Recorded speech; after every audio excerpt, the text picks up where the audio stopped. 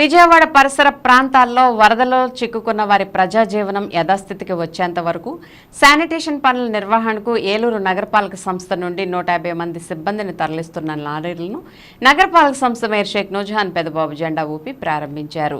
ఈ సందర్భంగా మేయర్ నూజహాన్ పెదబాబు మాట్లాడుతూ మున్సిపల్ శాఖ మంత్రి పి నారాయణ ఆదేశాలతో ఏలూరు శాసనసభ్యులు బడేటి చంటి సూచన ప్రకారం ఏలూరు నగరపాలక సంస్థ నుండి 150 మంది శానిటేషన్ పనివార్లను విజయవాడ పంపిస్తున్నామని అన్నారు.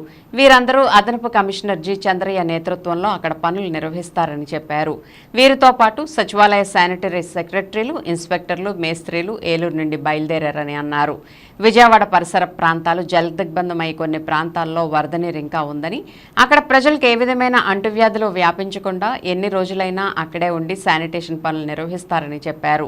అక్కడ ప్రజలు ఇంకా కష్టాల్లోనే ఉన్నారని, ముఖ్యమంత్రి చంద్రబాబు నాయుడు స్వయం పర్యవేక్షణలో పగలు రాత్రులు సహాయ చర్యలు జరుగుతున్నాయని మేయర్ నూజహాన్ పెదబాబు అన్నారు.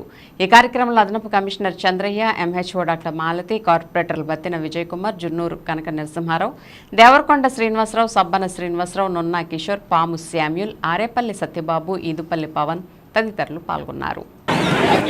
మరి వరద సహాయక చర్యల్లో భాగంగా మన ఏలూరు కార్పొరేషన్ నుంచి సహాయ సహకారాలు అందించాలనే ఉద్దేశంతో మరి నిన్నటి నుంచి కూడా మన కార్పొరేషన్ నుంచి మరి భోజన ఏర్పాట్లు కానివ్వండి, అలాగే మరి అందరూ కూడా అధికారులు కానివ్వండి, ప్రజాప్రతినిధులు అందరూ కూడా పాల్గొని ఈ కార్యక్రమంలో ఏ విధంగా మరి పనిచేస్తూ ఉన్నారన్నది మనం అందరం కూడా చూస్తున్నాం. మరి మీ అందరికీ కూడా మీరందరూ కూడా అక్కడికి 150 మంది మరి ఈ రోజున మన ఏలూరు కార్పొరేషన్ నుంచి శానిటేషన్ సిబ్బందిని పంపించుకోవడం జరుగుతుంది. ఏదైతే మరి గత 3 రోజుల నుంచి కూడా అక్కడ ఏ విధంగా ఇబ్బంది పడుతున్నారో మనం అందరం కూడా చూస్తున్నాం. మంచినీరు అందక కానివ్వండి, ఆహారం అందకుండా, అలాగే శానిటేషన్ కూడా అస్తవ్యస్తంగా ఏ విధంగా ఉందో మనం చూస్తూ ఉన్నాము. ఏదైతే మన గౌరవ ముఖ్యమంత్రి శ్రీ నారా చంద్రబాబు నాయుడు గారు స్వయంగా ఆయన పర్యవేక్షిస్తూ వరదల ఆ నీటిలో కూడా ఆయన వెళ్తూ మరి అక్కడ ఉన్నటువంటి పరిస్థితులన్నీ కూడా చక్కబెడుతూ ఉన్నారు. ఆయన ఏదైతే పిలుపునిచ్చారో మనందరం కూడా అవన్నీ కూడా పాటించాలి. ఎందుకంటే మరి ప్రజాప్రతినిధులు అలాగే అధికారులు కానివ్వండి అందరూ కూడా పాల్గొన్నప్పుడే అక్కడ ఉన్నటువంటి పరిస్థితులన్నీ కూడా చక్కబడతాయి. మరి మీ అందరూ కూడా ఇక్కడి నుంచి మీరు వెళ్తున్నారు కాబట్టి మీరు అందరూ కూడా అక్కడ మన ఏలూరు నగరపాలక సంస్థ నుంచి ఈ విధంగా వచ్చి మనకి ఇంత సహాయ సహకారాలు అందించారనే ఉద్దేశంగా మీరందరూ కూడా ఏలూరు నగరానికి మంచి పేరు తెచ్చే విధంగా మీరందరూ కూడా కృషి చేయాలని కోరుకుంటున్నాను. Thank you.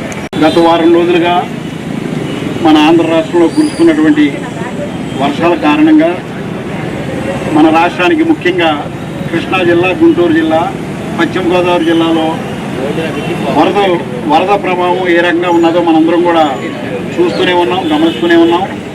దానిలో భాగంగానే మన ఏలూరు శాసనసభ్యులు వారు బడేటి చంటి గారి ఆదేశాల మేరకు, గౌరవ మేయర్ గారి ఆదేశాల మేరకు నగరపాలక సంస్థలో పనిచేస్తున్నటువంటి సిబ్బంది అంతా కూడా అప్రమత్తమయ్యి మరి నిన్న ఉదయం నుంచే మన విజయవాడ సిటీకి ఆహార పదార్థాలు పంపిణీ కార్యక్రమం చేయాలని చెప్పి మన ముఖ్యమంత్రి వర్యులు నారా చంద్రబాబు నాయుడు గారు, మున్సిపల్ మినిస్టర్ నారాయణ గారి పిలుపు మేరకు మరి నిన్న ఉదయం 10,000 మందికి భోజనం ఏర్పాట్లు, నిన్న సాయంత్రం 10,000 మందికి భోజనం ఏర్పాట్లు, మరి అట్లాగే గౌరవ కలెక్టర్ గారు అట్లాగే గౌరవ మినిస్టర్ గారు ఆదేశాల మేరకు మరి ఉదయం కూడా 50,000 మందికి టిఫిన్లన్నీ కూడా ఏర్పాటు చేసి ఉదయం 6:30 కల్లా విజయవాడ పంపించడం జరిగింది.